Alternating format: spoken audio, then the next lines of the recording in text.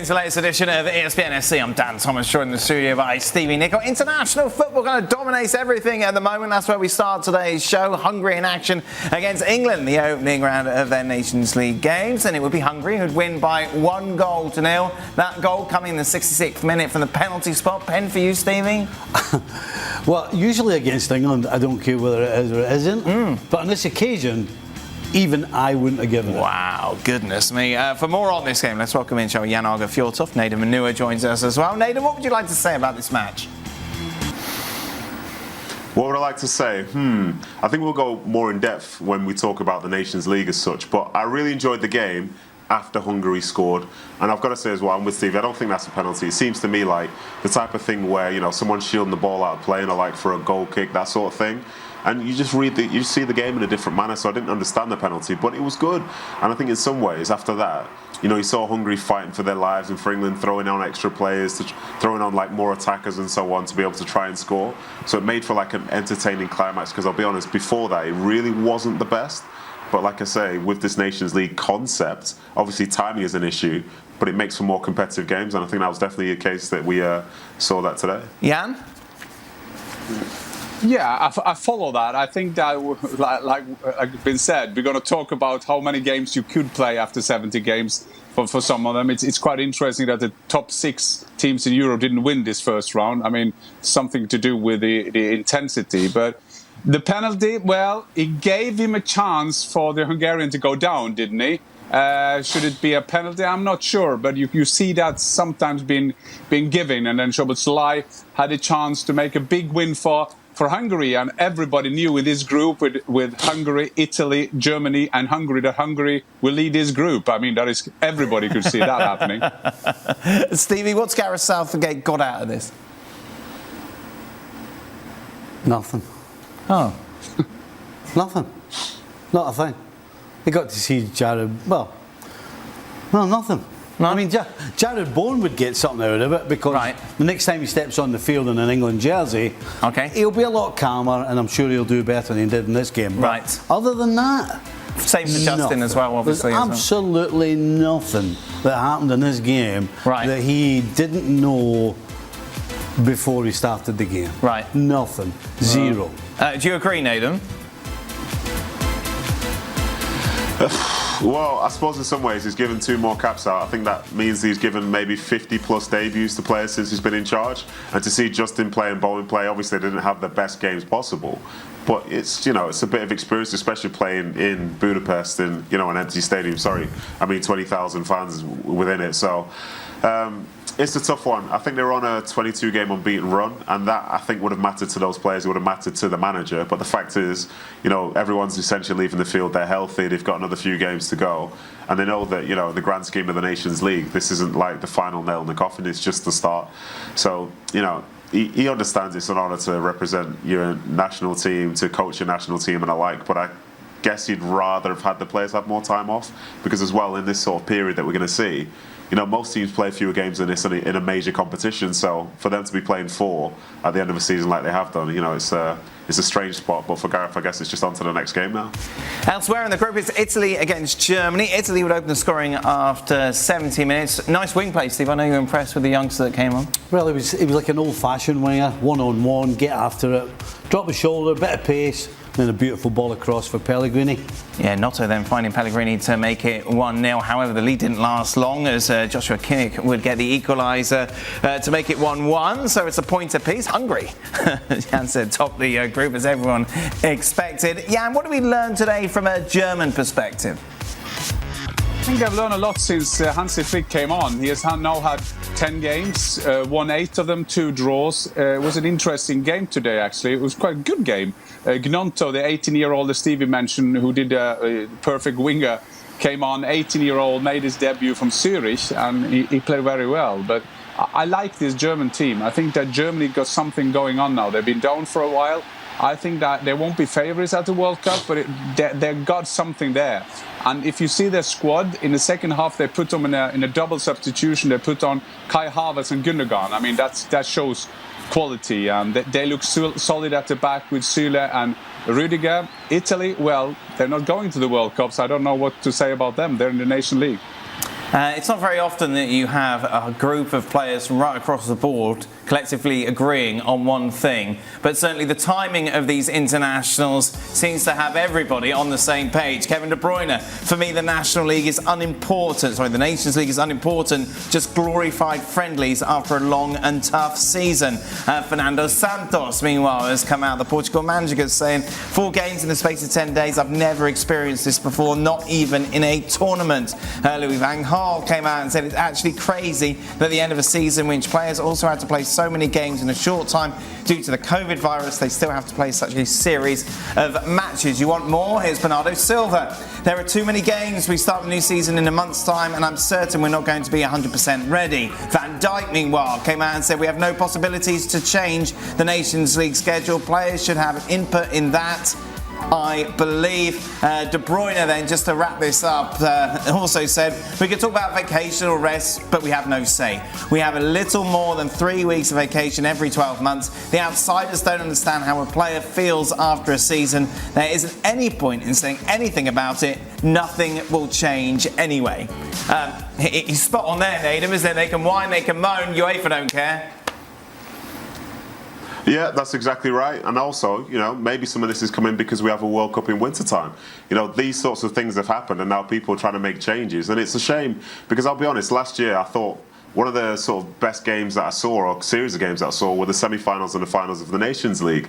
But it felt good because it came at a time when it made sense. The group stages were happening at a time which made sense. But as a player or as an ex-player, that feeling of the end of a season is one where you're relieved, you've got a chance to relax and get ready and just relax before getting into the next season. But for these guys who are playing at the very highest level, these seasons, they never really finish, as Bernardo Silva said there. Their next season starts in a month's time, yet still they're playing in these 4 fixtures through this period of time now. And for them, they don't want to turn their back on the national team and they want to turn their back on their teammates and so on. Yet still, this is what they're doing. So from a timing standpoint, it does seem wild. And 4 games in 10 days after the season that people have had, it's crazy. And with Kevin De Bruyne specifically, I think at the start of the season, I think he almost felt like he fell out of love with football because of the amount he was playing, the pain he was going through, and that's through seasons all merging together. And then lo and behold, here's another chance for that to be the case going into yet another season for him. Yeah, and some would say, poor millionaire footballers complaining that they've got to play too much. Boo-hoo. Yeah. But that is only a Twitter hoo-hoo thing. So let's talk about the politics here, because this is about FIFA, this is about the leagues, this is about UEFA quarreling to get enough fixtures. There are all kind of invented tournaments out there. The Nation League as an idea, not bad. The fixture list is scandalous, of course. But I think that these players that we mentioned and that we quoted should start with their own associations, because UEFA is all the associations in Europe, and they are the member countries, and they should start criticizing themselves. So when they fill up, like Italy, FA, fill up in Bologna tonight, there was a great atmosphere there, but still, they have the chance to do something about it at UEFA. The players' organizations got to be better, because 4 games in 10 days after a season like this is a recipe how to get injured, and especially the big players who have played all these intense games over this season. The one thing, I agree with everything they've said. It's all about the money. The FAs, they want to get their piece of the change. But for people to understand about these types of games at the end of the season, yes, you're liable to get injured because you're fatigued, but you're actually more liable to get injured because you haven't prepared properly, because half of your brain is on holiday, right, and the other half is thinking about playing these games before you go on holiday. So what happens is when you start playing the game, you're not fully committed all the time, and it's the time that you're not committed that you're going to get caught. We always used to say as players, if you're going to go for a challenge, make sure you go 100%, because if you don't, you're more likely to get injured. And you have got hundreds of players running around the world right now in that sort of position, right, where they're going to get injured. And half of it is down to too many games, and the other half is down to their mind's not fully concentrated on what they should be doing. It will be the same lineup for extra time today, as the boys will be answering your questions. Be sure to check that over on our YouTube channel. Plenty of tweets have come in over the last 24 hours. Sadio Mane bagged a hat-trick on Saturday to become the all-time leading goal scorer for Senegal. But you may have seen these strange old quotes that have been doing the rounds when asked about an online poll that said 60 to 70% of the Senegalese people wanted Mane to leave Liverpool. He said basically, well, okay, then I'll do what the Senegal people wish. For more on this, we've got Jan Naden with us, but Colin... It's interesting, isn't it? Because when you see what he says, it's very different to what it is written down. Oh, yes. Look, the point is, Mane was actually joking. So I've been speaking with some folks in Senegal, and there's a term he used, bulwak dara. I don't know if I'm saying it correctly, but in Senegal, you can literally translate that to mean, that's in the Wolof language, to mean, don't tell anybody, but I'm going to tell you a little secret. So it was meant in a kind of joking way, and he was saying that while there wasn't actually a poll, but that he reads Senegalese newspapers, and it seems to appear that 60 to 70% of Senegalese want him to leave Liverpool, and so he goes, you know what? I'll tell you something.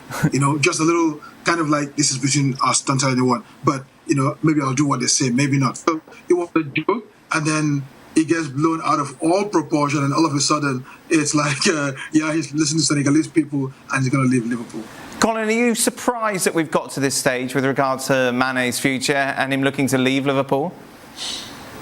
Well, not really. Look, when you look at the wage structure at Liverpool, and you see that even though he signed a new contract that takes him up to about 150,000 a year, a week, he's still not among the top earners at Liverpool. And in all honesty, he's achieved everything he wants to accomplish at Liverpool. And if there's a bigger challenge, whether it's Bayern Munich, that as being mentioned, or maybe even Real Madrid, I mean, he's a football player. He's probably going to earn a lot more going there, and it also takes him, to a bigger challenge. So I think if any of those two clubs or a bigger club come call it, well, not a bigger club because Liverpool actually are European royalty, but you know what? If somebody offers him that kind of money or higher, and he's either Bayern or Real Madrid, I think, yeah. But the fact that Liverpool have not, have got to the stage where we're even having this conversation, if I was Mane, I'd be feeling very undervalued.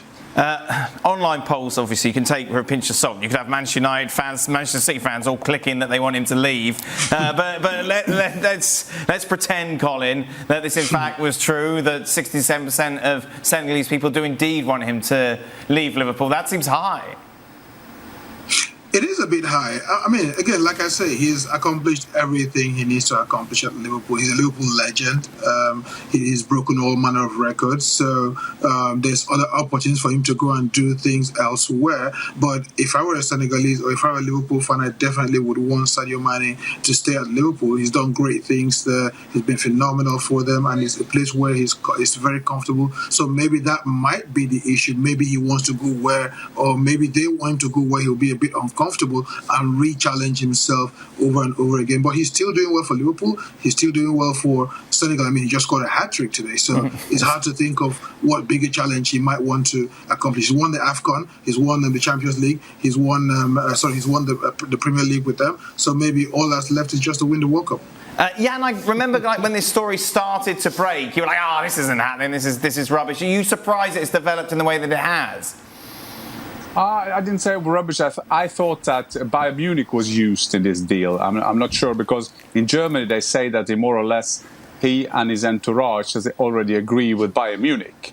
That was my initial view on it. What is interesting, I find, with Mane and Lewandowski, players going to national teams talking at the press conference should be put on another entertainment channel, because this is what I talk about all the time. I find the way he's analysed his comments, I think Colin did that great. But if we go down to facts as well, I think the top players in the world, they talk to each other.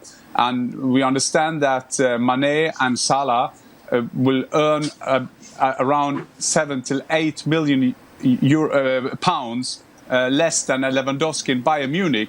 There is tend to be a movement somewhere. So I think it's interesting to see this mixture of how much Liverpool can pay for their best stars and how Liverpool want to freshen up with new players coming in. But I'm with Colin. If I will Liverpool, I would be desperate to hold on to both of them because they are great players. And Mane showing today that, well, I can still do it. Doesn't matter what I talk about, the speculation about my future, I can do it. And Bayern Munich and the Bundesliga hope that this could be the big star of the new season, as they now losing Haaland and as it seems also losing Robert Lewandowski. Nathan, obviously, Colin, talking of new challenges, but how much of a challenge really is it going to a Bayern Munich side that will win the Bundesliga with or without Mane?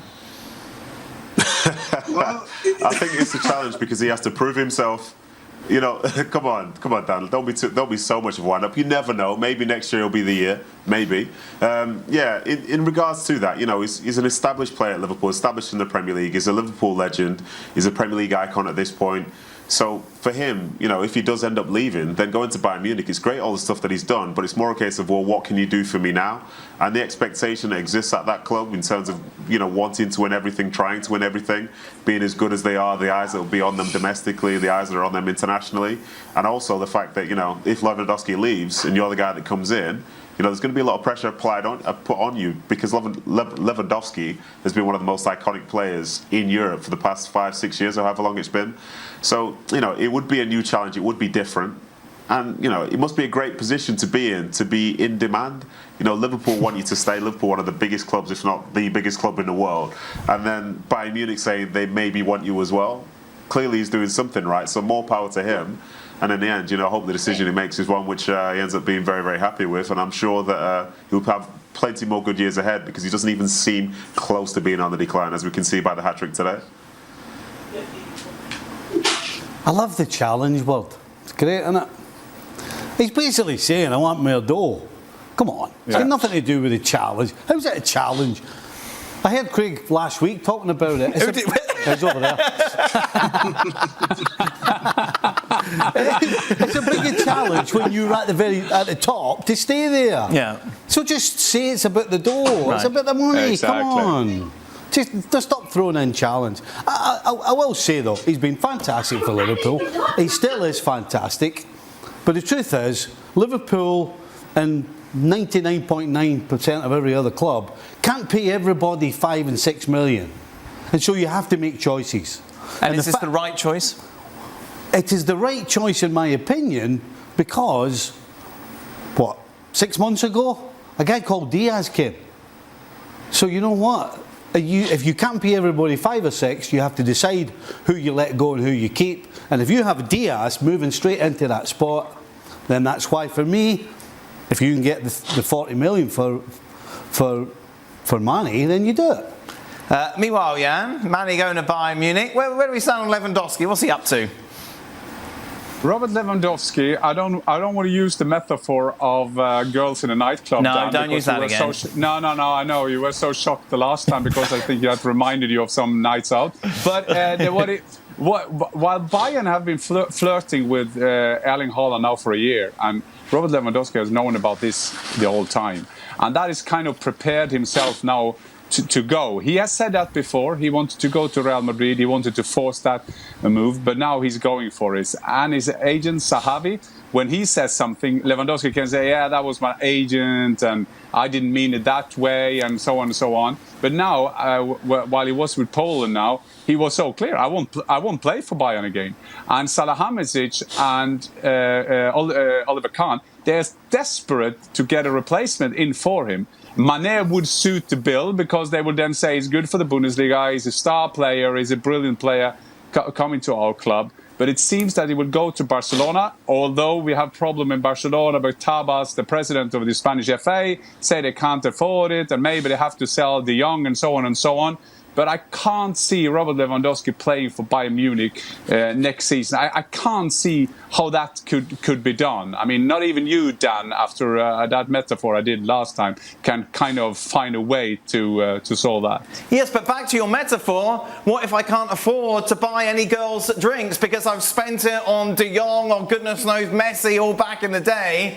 What happens if Barcelona can't afford him and he doesn't make that move? Yeah, well, then he has to stay or go somewhere else. There are other clubs who want a striker as well. I think for the time being, he's probably talking about Xavi. Xavi is a great seller of the club. I'm talking about, for experience here, what he's talked with other players. So he is a great seller of the club's ideas. I think that Robert Lewandowski finds that this time, he's 34 this summer, he can get a 3-year contract there, a good deal, and stay there.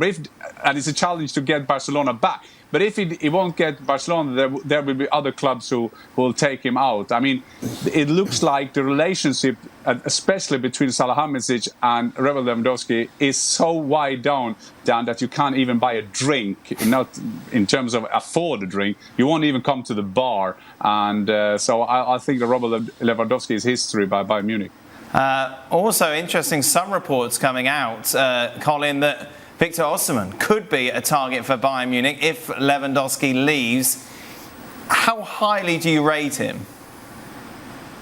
Oh, very, very, very highly. Look, you can see on the strip his number of goals he's got, 18 goals and 32 games this season. That's phenomenal for a young striker. The only black mark you might see against him might be the fact that, he's been injured a lot and ill a lot this season. So maybe you might think about that and look and think, okay, some major clubs might be looking at that and thinking, maybe we want to see him play a full season without illness or injury.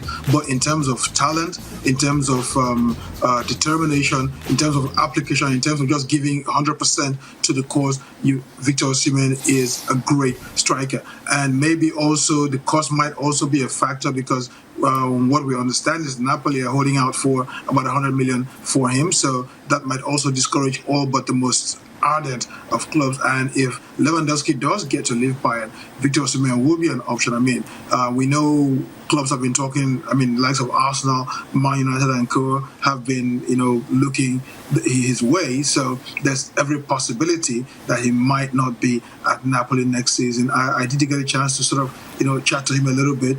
He wasn't giving anything away.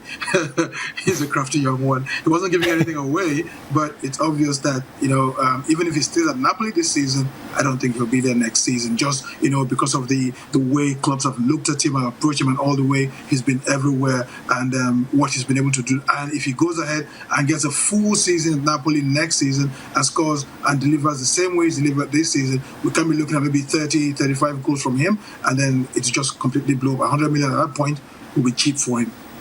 As Colin rightly says, 100 million is the price tag that Napoli have put on him, Jan. Could Bayern afford that if they wanted to? No. They won't do that with Ostermann. I think that the analysis there is correct. A great player, but he got to play more games, so to say. And I think the report and the people I talked to in Germany, he's not candidate number one. It seems like if Lewandowski go, they want to replace him with two players, the likes of Mane and a big number 9. But I think that won't be €100 million man. Colin, I understand we've got to say a special thank you today because you interrupted your daughter's birthday party. Is that what we were hearing? Were we hearing that in the background, Colin? As you were, yes. Is that the party going on? Oh my goodness, there she is. There you go. The pictures there, fantastic. Very good. What's it? Where is this? Bowling? Dave & Buster's? Where are we at? No, it's called, I think it's Apex Entertainment. She turned 12, so they were doing a bit of bowling, playing some arcade games, and then have a birthday cake, and she would even offer me something. These kids. And what role did you play in organising the birthday, Colin? Well, my credit card played all the roles. And then I didn't even get a cake. Thank you very much, mate. Go get some cake. Just a reminder, for all the latest transfer news as it develops, be sure to check out Transfer Talk over on the website. Sunday sees Gareth Bale's Wales take on Ukraine with a place in the World Cup at stake. This is what the Welsh captain had to say ahead of the clash. It's a massive game. I think there's no hiding it. We haven't qualified for World Cup ever in a proper way. We've only ever played in one World Cup, so this is a stepping stone that all of us want to take to play on the biggest level. And we have a massive game tomorrow that that we're desperate to win and to achieve our goal. Let's take a look. Wow, everyone's going for exactly the same scoreline. Exactly the same team going through. Wales to win 2-1, says everybody. Nathan, why? For me, it's just because it's in Wales. I think if it was essentially anywhere else, I'd fancy Ukraine more. I think overall, like the way they play, the sort of feeling around them as a nation as well, and especially given that performance against Scotland the other day, I'd really fancy them. But I think Wales as an underdog in their home sort of space, I think in some ways it suits them. And with, Bale, who's obviously very inspired every time he pulls on that shirt, they go in there and, there's an expectation that they'll be able to do it. I don't think they'll be scared of Ukraine, but they'll allow them to do what they do and then hope to sort of spring a few counter-attacks and alike and, make their way to a World Cup. So I'm going for them. But I don't think it'll be a game where, say, people finish and say Wales thoroughly deserved it. But I think Wales are very capable at home of getting that type of result. Jan? Well, I was just thinking when I saw the interview with Gareth Bale, this is so typical. The whole world, except the people of Wales, want Ukraine to be at the World Cup. The whole world. I mean, the Eurovision Song Contest, everybody voted for them. There could have been a man and a woman coming on the stage saying hello, and they would have won the song contest. So it's so typical that Gareth Bale will probably get a hat-trick and knocking out Ukraine. That would kind of sum up his career. I mean, he's winning everything, but still don't get up on the popularity vote. So, but I still think that Wales would do it.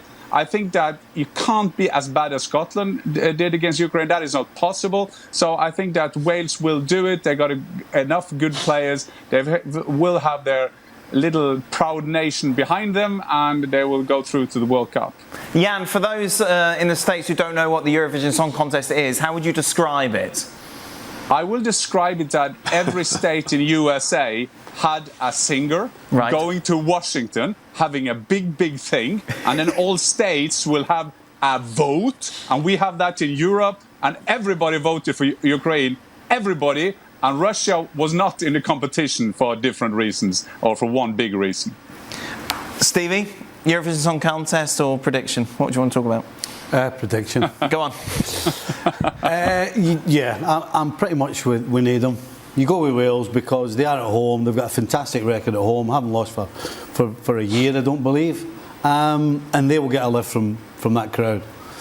Ukraine, I think, will physically feel it after that game against Scotland. Right. So many of the players, it was their first game for a good 6-7 months. And you can't play back-to-back games with that sort of pressure and that physicality you need. I don't see them lasting. So, yeah, I've got to go for Wales.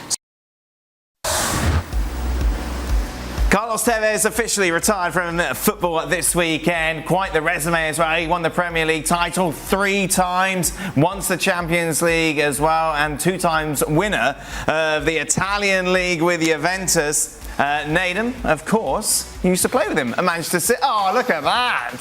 Showing him a thing or two. Oh, yes. And then the challenge is going in. Yeah. You missed the ball. That's a foul, yeah.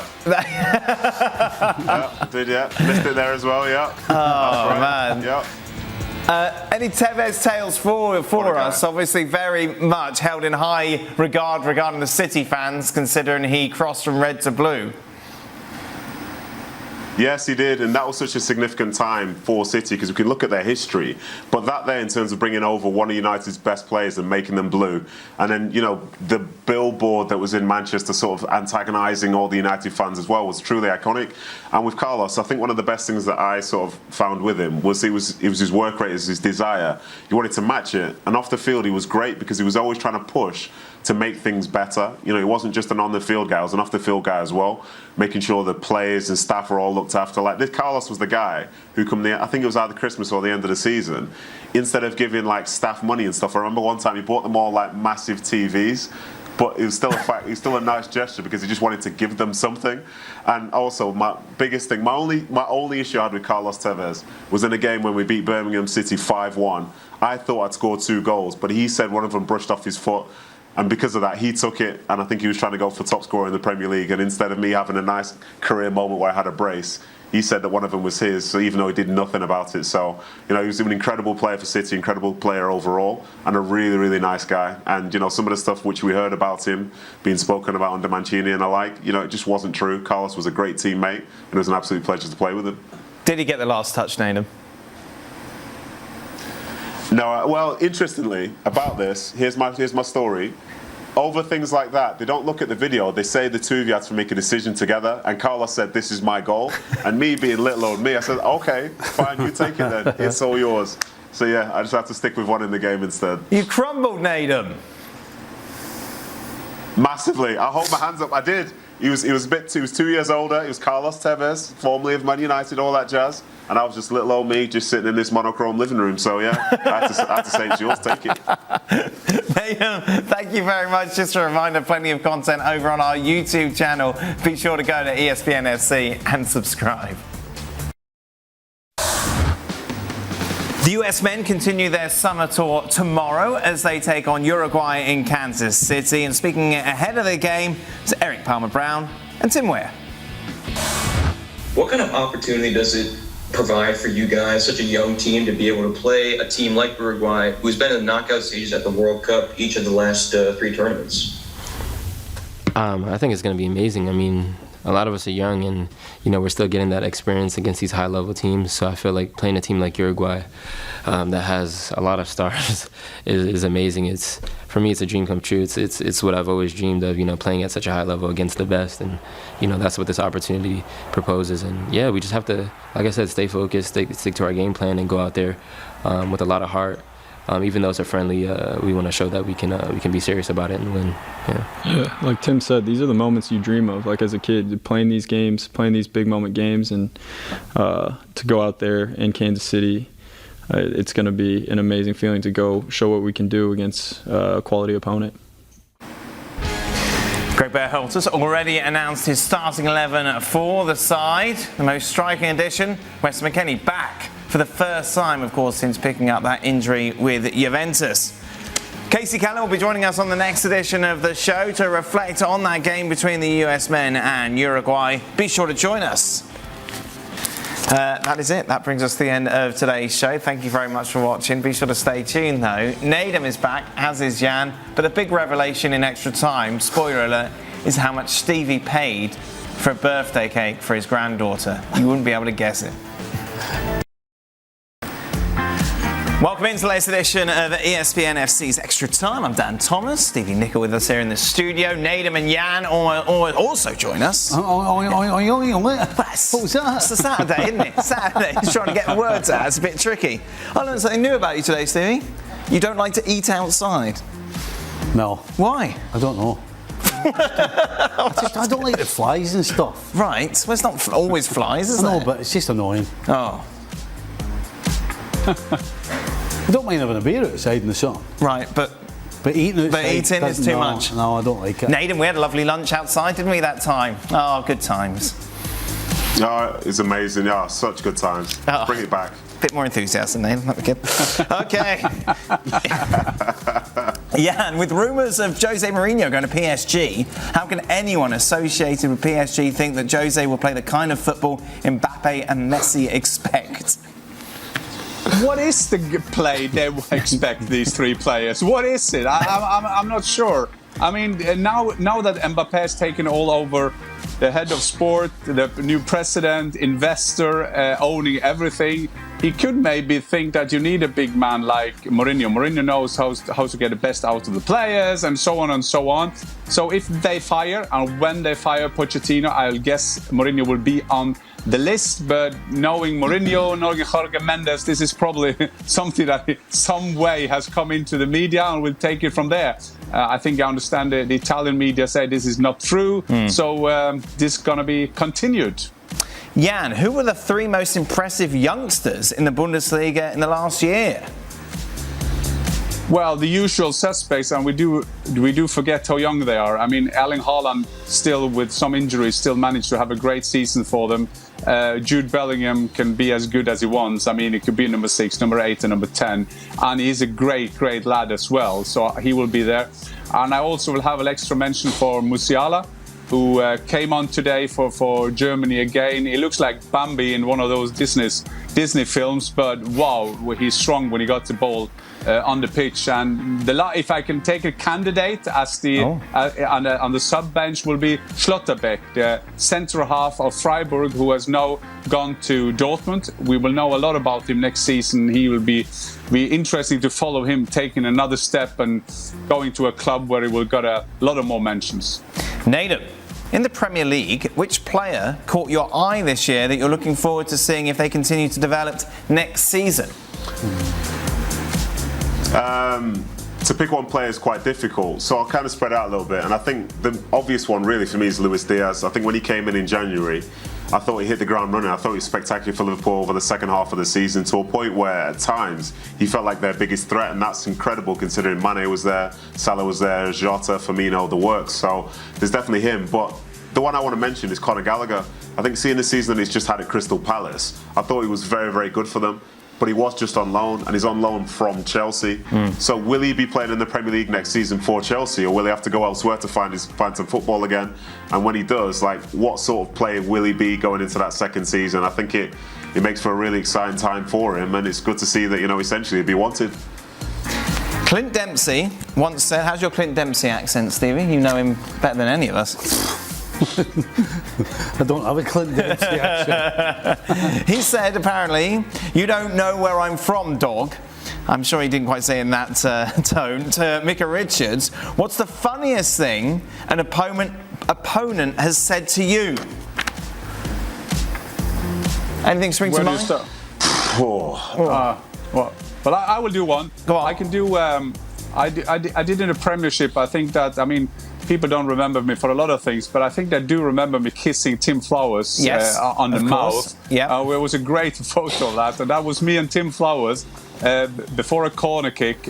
We were knocking like strikers do on the keepers, and I said to him, if you knock me down again, or if you try to knock me again, I will kiss you on your mouth. And he said to me, oh, you won't dare to do that. And then he knocked me, and here we go. A great photo, was all on the gay magazines in the UK on the front pages, which I'm very proud of. Fantastic photo. You're kissing Tim Flowers, punched by Roy Keane. I feel they're the two main things that you contributed during your Premier League campaigns. and one of the highlights, one of my highlights is What did he kiss him? He kissed him on the lips. What? Have you not seen the picture? No. Yes. Why? Because he was winding him up. He said, he just told the story. But I had this kind of visual in my head. I'm trying to figure out why he would do that. Because he said, if you push me down again, I'm going to kiss you on the lips. And he pushed him, and so he kissed him. Oh, so I wouldn't go that far. One of the highlights, when I see you, Stevie, I will give you a kiss. But one of the highlights of the season is what I was in Nottingham, and I was doing the Liverpool, the FA Cup game there. And I was waiting for Steve Cooper to come in to get my interview. So then Roy Keane came, and he came straight over and said, Jan, I didn't even touch you when I tried to.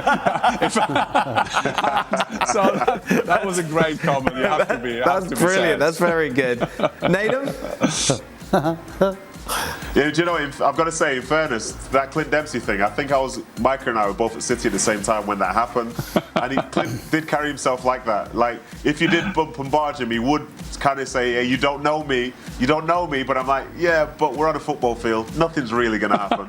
But in terms of funny things that have been said to me, I think the biggest one was probably when I had my thing with Ibrahimovic when he was at Galaxy and I was at Real Salt Lake, and he scored the winner and all this stuff on the field, so I'm frustrated. And then to be in the dressing room and see his big 6'4" self walk in and then ask me, have I calmed down yet? I'm like, I don't even know you. Like, what's going on? Like, it was the weirdest moment I've probably ever had in football. As an opposition players in the dressing room trying to humiliate me in front of all my teammates after we've just lost. Like, huh? What? So I'd probably have to say that one. Clint had won a training one day. We were doing this drill, so we got a few of the boys to do it, and Clint was one of them doing it. And Paul was standing on the corner he was going to end up on. Okay. So we showed her we're doing this drill, right, and then we broke everybody up, right. Go into your groups and everybody do the drill. And as he's leaving the corner, he turns to Paul Clint and he goes, hey big man, I came here to learn, and now I'm teaching. Then he walked off. His speech was really. Have you seen his speech for the induction? Yeah, it's beautiful, it was isn't it? great. Really, Fantastic. really nice speech. You get a chance to have a look at that. Thanking his parents, very emotional. Jan, predictions for the biggest flop of the World Cup? Bit negative. Ooh, that's a hard one, because what is a flop? It's like saying Messi will never win a World Cup. I don't dare to say that, because then I will have all the social media Messi things, so I can't do that. I can probably not saying that I don't think Brazil will do well. I can't say that either. So there I have two candidates for that position. The biggest flop so far is Italy not going there. But I'm not sure about this Brazilian team. I will have to put them on a slowly soft candidate list of maybe being a flop. And for me, flop will be then going to the knockout stages and be knocked out. Wow, Jan says. What about Belgium? Ah, They good could be point. the biggest flop. Yeah. They look Golden You generation. killed them yesterday. Oh, they were awful. Yeah. Oh my goodness, they were so bad. But it's a game that doesn't really matter, is it? That's what we already established. The only problem is it's very easy to say that. Right. But do you think in 6 months' time, particularly that back three of Alderweireld, Vertonghen and Boyata, are going to be any faster? Maybe. No. And when I say fast, I'm kind of stretching the imagination. I mean, they're awful. In the middle of the park. Take De Bruyne out of there. What have you got? Right. You've got nothing. I mean, nothing. Nadem, which United will finish highest next season? This is good. Manchester, Newcastle, West Ham or Leeds? Oh, good question. Oh my God. We've got to get rid of Leeds. Right. They're not going to be in the conversation. Doesn't feel like. Do you know? I'm getting sucked in again. Like I'm living this nightmare again, because when the last manager came in for United, I thought, this is it. United are back. They're going to crack on. They're going to finish top four, and I had them finishing fourth. And then they were an absolute disaster for the last 3-4 months of the season. But again, I'm thinking, well, Ten Hag's coming in. He'll fix everything. There'll be some new talent or something like that. This is horrible. Newcastle. Well, no. I've got to say Man United. I have to say Man United. I can't escape it. Yeah, it's painful. But Man United. Then that was painful, wasn't it? West Ham, then Newcastle. Yeah. But Dan, I went to the Champions League final, and then I had the Austrian journalist coming over, and I said, Jan, what do you mean? What do you think that Rangnick going to Austria? What do you think it is? It's scandalous. I mean, I can't believe that we are hiring him and his staff. Only Germans. I can't believe it. He's useless. And I said, I think he will be a good national coach for Austria. Pardon? He will be a good national coach for them. Well, no, they won 3-0 away at Croatia, which was one of the results of this Nation League. So, but I'm a bit with Nathan, because I think as well, I just got a feeling that Ten Hag will somehow be a good leader for them. I think they will have a more unity. Cristiano Ronaldo coming out. And the biggest problem at Manchester United now was Player of the Season, I saw. So maybe that's Cristiano Ronaldo. So maybe this could be a better season. I don't think they will be top four, but I think they will be the best United. Yeah, I'm going with Manchester United. Yeah, I think Newcastle were playing with house money, to be honest, after they got themselves in a position where they couldn't be relegated because the other lot were just not good. Right. Leeds are not anywhere close to that. West Ham had to see if they're, the way West Ham finished this season is kind of what we generally would expect from them most of the time. And Ten Hag coming in, I think Manchester United. There you go. We say a little bit more enthusiasm. People say we're anti-Manchester United on this show. I wonder where they got that impression. I don't know why this question is for Nadem, but there we go. Who's your early favourite to get relegated, Nadem? Oh wow, that's very close to the bone. I think it has to be, unfortunately, I've got to say Nottingham Forest. I think when you look at, say, the sides that go up automatically, traditionally, and you see teams like Norwich who can be very good in the Championship, Fulham be very good in the Championship. Forest don't feel like they're on the same sort of tier as them. So I don't see how they would then go to the Premier League and be in a good position. I think the squad that they have is a good Championship squad.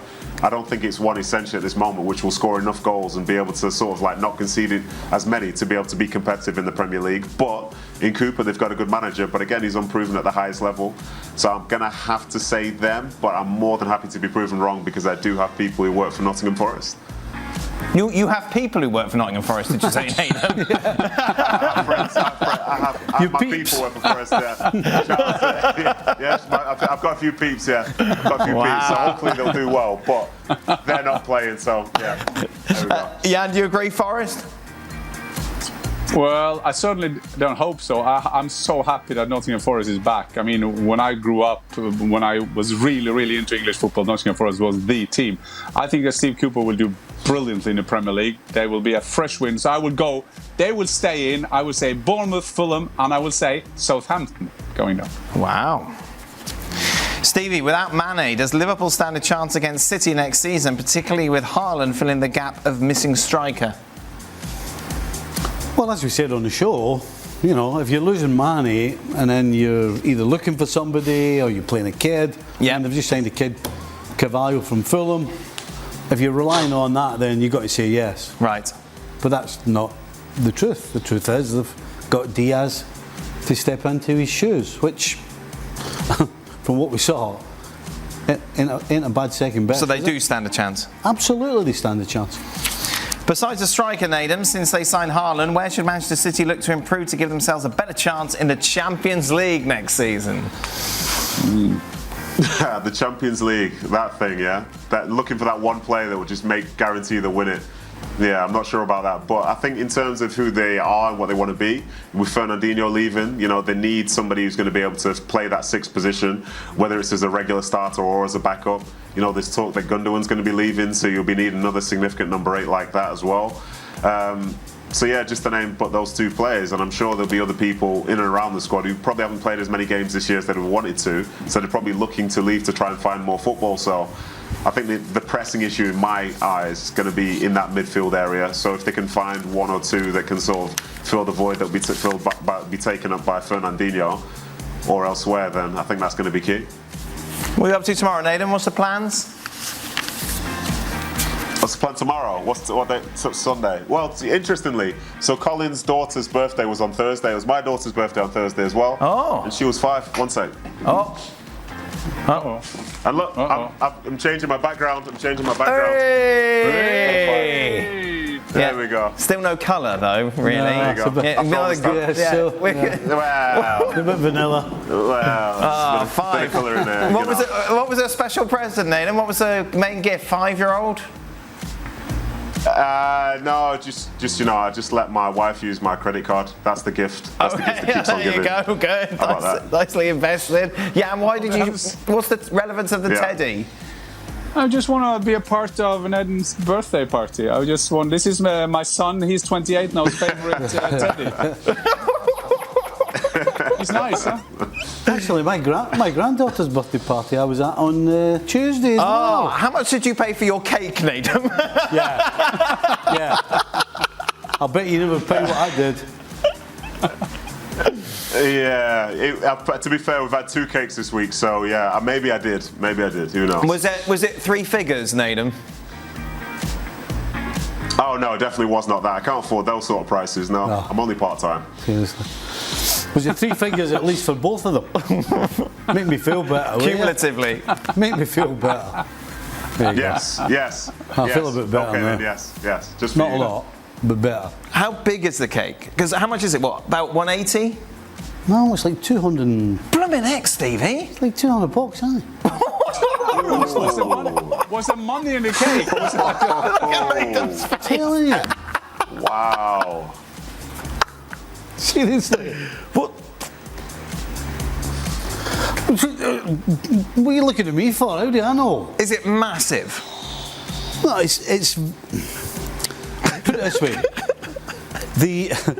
The decoration, there's a lot of attention to detail in it. Okay. So we put it that way. And the inside of it tastes like cake, surprisingly enough. Right, and you don't really like cake either, do you? I'll add a bit of this thing, don't you worry. Right, just to make sure. Just to add a bit of this, Stevie, aye. who was inside? Justin Bieber?